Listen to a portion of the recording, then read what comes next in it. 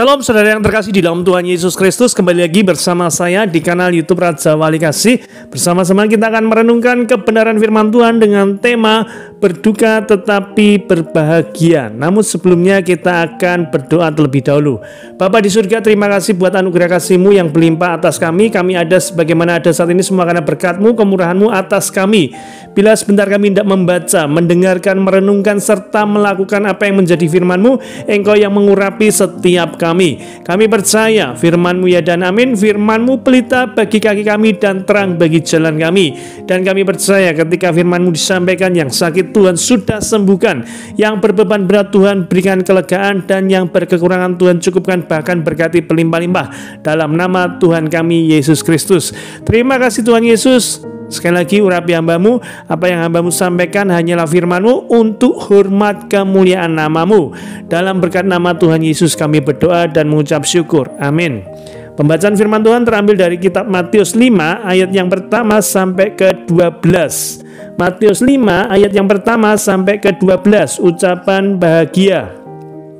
Ketika Yesus melihat orang banyak itu, naiklah ia ke atas bukit, dan setelah ia duduk, datanglah murid-muridnya kepadanya.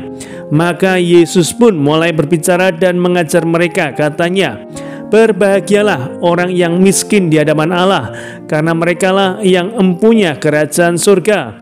Berbahagialah orang yang berduka cita, karena mereka akan dihibur. Berbahagialah orang yang lemah lembut, karena mereka akan memiliki bumi. Berbahagialah orang yang lapar dan haus akan kebenaran, karena mereka akan dipuaskan.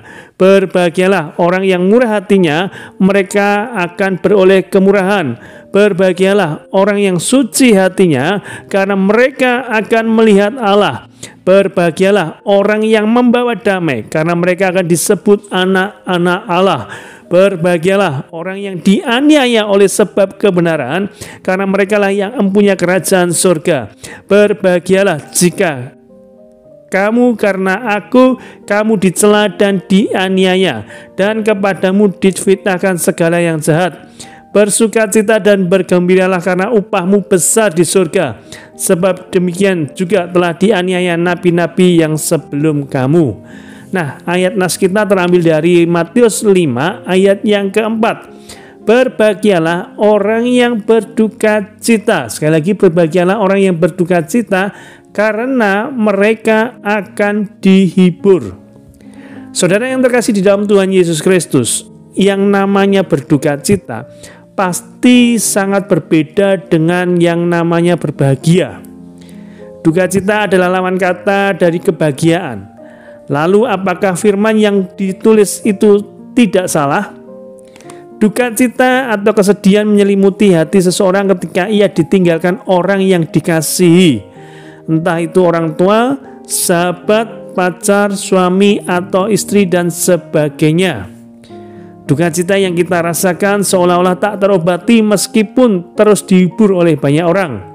Lalu duka cita bagaimana yang dimaksudkan di ayat tersebut? Yang sesuai kita baca tadi, berbahagialah orang yang berduka cita, karena mereka akan dihibur. Ada duka cita yang merupakan dosa, dan ada duka cita yang justru mendatangkan pengampunan. Duka cita yang merupakan dosa adalah kemurungan berlarut-larut karena putus asa, kecewa, atau kesedihan yang mendalam terhadap perkara yang sia-sia.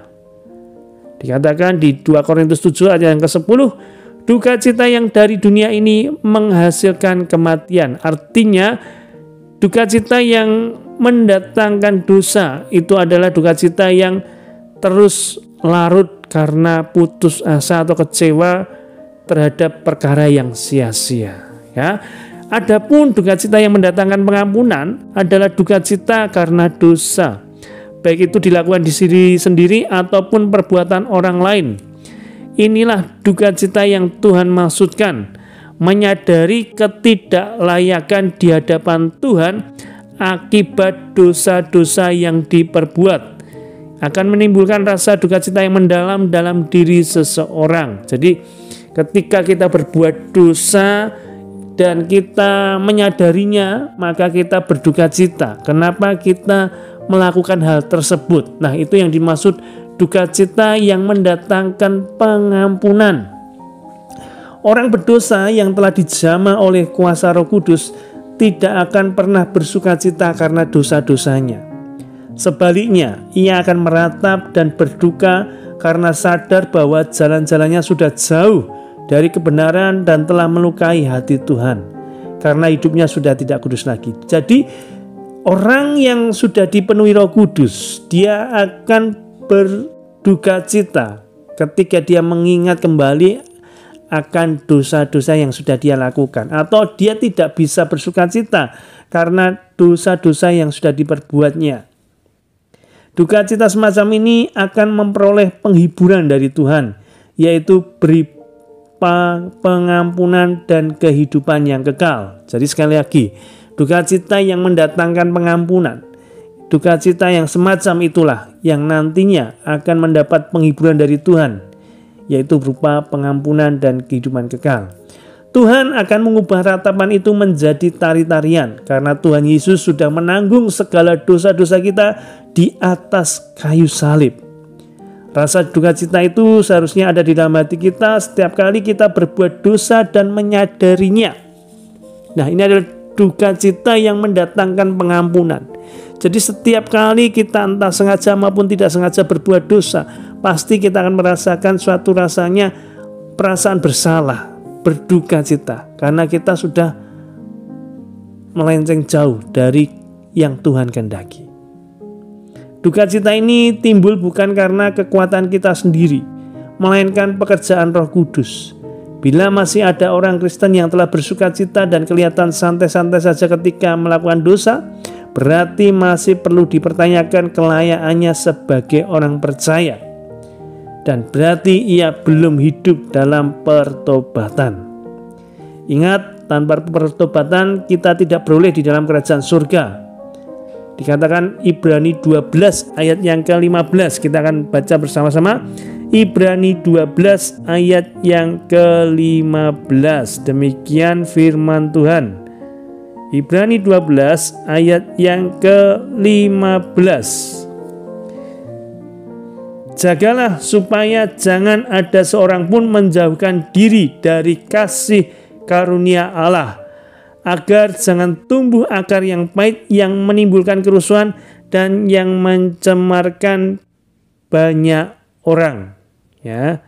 Jadi tanpa kekudusan seorang pun tidak akan melihat Tuhan. Artinya duka cita karena pengampunan, duka cita karena penyesalan akan dosa-dosa yang telah kita buat, itu akan mendatangkan penghiburan. Tuhan Yesus menyelamatkan setiap kita, menebus dosa setiap kita, itu penghiburan yang abadi yang kita terima. Kekekalan nantinya bersama Tuhan, itu penghiburan yang luar biasa yang Tuhan berikan atas kita. Jadi di balik duka cita kita ada kebahagiaan. Karena apa? Kita diberikan kesempatan untuk menerima pengampunan dosa daripada Tuhan. Sebaliknya, kalau kita berbuat dosa, namun kita malah bersuka cita, tidak merasakan duka cita, penyesalan, perlu dipertanyakan tentang kekristenan kita masing-masing. Kiranya setiap kita menyadari apa yang sudah kita buat, pelanggaran kepada Tuhan, mohon ampun, pertobatan itu, dan biarlah hanya Roh Kudus yang menghibur setiap kita, menguatkan setiap kita, bahwasanya oleh darahnya Tuhan Yesus, penebusan di atas kayu salib, menanggung semua dosa-dosa yang sudah kita perbuat. Tuhan Yesus memberkati. Mari sama-sama kita berdoa. Bapa di surga, terima kasih buat anugerah kasih-Mu. Kami boleh merenungkan tentang firman-Mu, berduka tetapi berbahagia, yaitu mereka yang menyadari atas kehidupannya selama ini mungkin berbuat pelanggaran, tidak sesuai dengan kebenaran firman-Mu, jauh daripada Engkau Tuhan. Kami menyadarinya Tuhan, bukan karena kuat dan hebat kami, tetapi Roh Kudus yang senantiasa mengingatkan kami Tuhan. Kami merasa putus asa, kecewa apabila kami dengan sengaja maupun tidak sengaja melakukan dosa Tuhan, tetapi sekali lagi Tuhan, kami mau datang di hadapan-Mu Tuhan, memohon ampun, minta pengampunan daripada Engkau Tuhan. Kiranya Engkau mengampuni setiap kami dan kami percaya Engkau menghibur setiap kami Tuhan.